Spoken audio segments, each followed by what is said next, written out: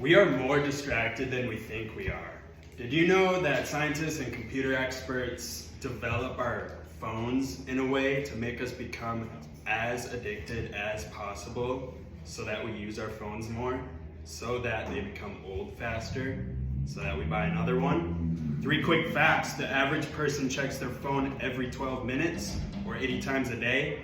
44% of adults in the US say that having their phones gives them anxiety, and cell phones cause more than 1 out of 5 car accidents.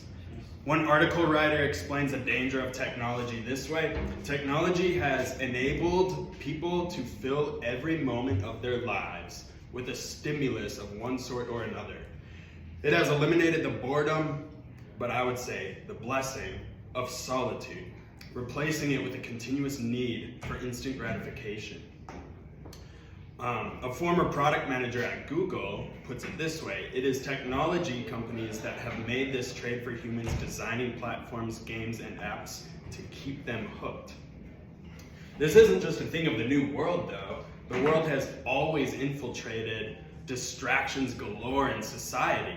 Today, it's social media, Netflix, sports TV, Instagram, Snapchat. Another guy writes, the printing press allowed evil men, quote, to flood the market with anything that hints of crude and offensive sexual behavior. And I've been talking about media, but that's just one thing in the world that distracts us. We are more distracted than we think we are. Even in the first century, the Apostle Paul evidently had the things of the world bombarding his thoughts. Paul says in the start of his letter to the Colossians in chapter 3, if then you have been raised to Christ, seek the things that are above, where Christ is seated at the right hand of God. Set your minds on things that are above, not on things that are on earth.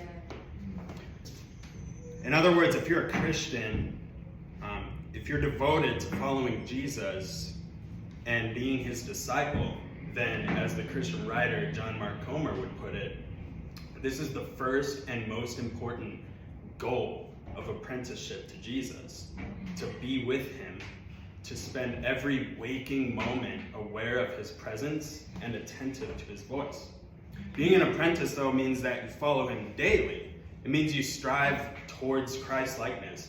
It means you know him personally and relationally, and it means that you are, as instructed by Paul, to seek the things that are above.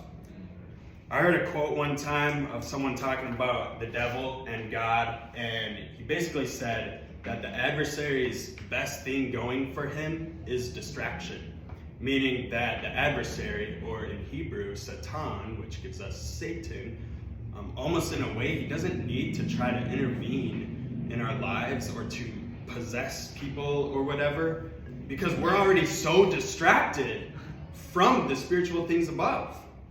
We're more distracted than we think we are. I would argue that Paul is suggesting a simple switch in our apprenticeship to Jesus. Paul is saying to focus on the things above, not on earth, but he suggests to pray and to actually encounter God where you are. And it's not that you'll immediately start to speak in tongues, or you will immediately feel an overwhelming sense of something spiritual, or though you might, it's not that you'll immediately receive a word or a groundbreaking revelation or experience, but you might. I don't think Paul's goal here is for us to experience something crazy and that will blow our minds, or something that will make us feel good.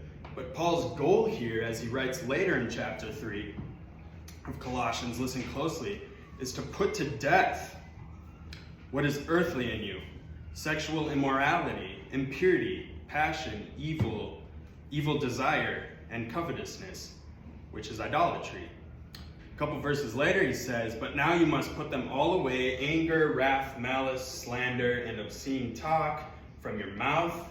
1 verse later, put on then, as God's chosen ones, listen closely, holy and beloved, compassionate hearts, kindness, humility, meekness, and patience, bearing with one another, and if one has a complaint against each other, forgive each other, as the Lord has forgiven you, so you must also forgive.